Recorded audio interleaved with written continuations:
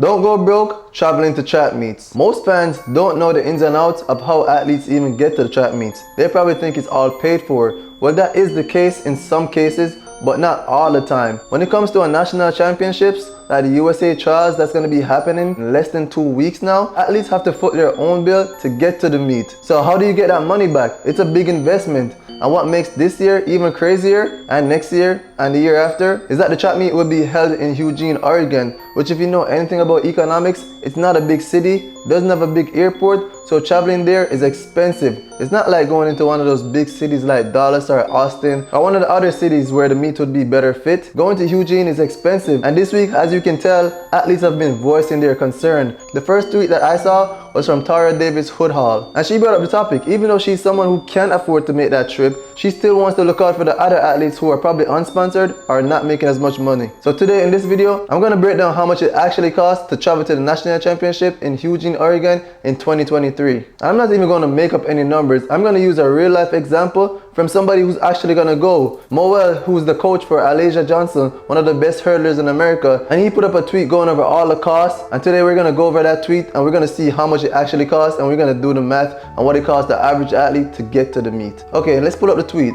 First thing first, you'd notice with this tweet is that most athletes won't travel by themselves. You're going to need your coach. You're going to need an athletic trainer to keep you in shape. If you're not in the best shape, how are you going to make the team? The American team is one of the hardest teams to make. So here he says a 4 to 7 day stay in an Airbnb is going to be $2,000 to $6,000. The plane ticket per person is going to be $400 to $900, and that's on the low end because I've seen some higher ones. Next up is going to be the option if you wanted to do a hotel. You're looking at $200 to $400 per day. Next up is going to be car rental. You have to move from point A to point B. It's not like you have a legit bus system where you can just hop on somewhere. If you've never been to a world championship or an Olympic meet, they have systems that take athletes from the hotel to the track to make sure you don't have to worry about transportation. At national meets, that's not the same. You're on your own, buddy. While you're there at the meet, you're gonna need food and hydration, obviously. He quotes about $500. I definitely think it can be more than that, but we're gonna rock with this. While your physio is there, you're gonna have to pay them to work. So it's going to be about $150 per session. Depending on how much events you're running,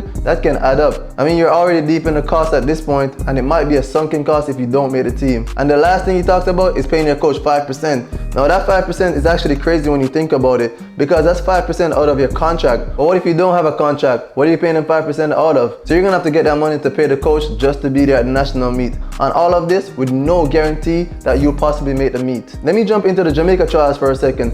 At the Jamaica Trials, we do have the same kind of setup, but only difference is if you were to make the team in that top 3, you will get reimbursed for your plane ticket and your hotel costs. And I'm wondering, does America have the same thing? So I asked someone to find out, and it turns out that they give you a whole $800 reimbursement for your flight and hotel. $800. Definitely $800 won't cut it, but I have to say the USA Trials does have prize money, unlike the Jamaica Trials where you get $0 to make the team, but you do get a good pat on the back though. Additionally, you do have contract incentives for making the team, along with probably sponsorships and anything that you'd be more eligible for, because you will be on TV in the summer. Now let's jump back to the US Trials. Now what does this prize money entail? Well, let's go over it. In 7th place, you're gonna get $1,000. In 6th place, $1,000. 5th place, $2,000.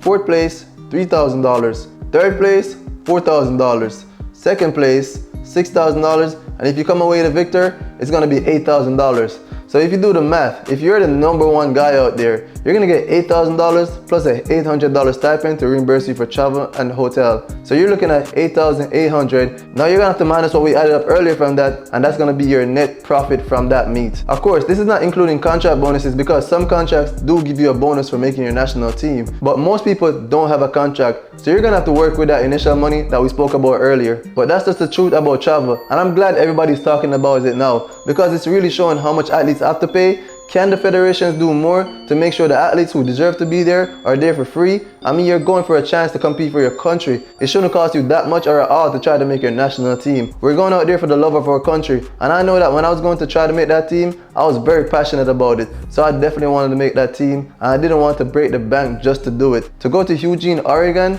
is that the right place to host a meet? That's the question that everybody's asking. But you guys can let me know down in the comments. Do you think the national championships should still be held in Eugene given the cost that it takes to go there? Or do you think that the relationship between Nike and the USATF is just too tight for anything to change? And don't forget to like and subscribe. I know you guys liked the video, so lock in with me. And thank you for watching.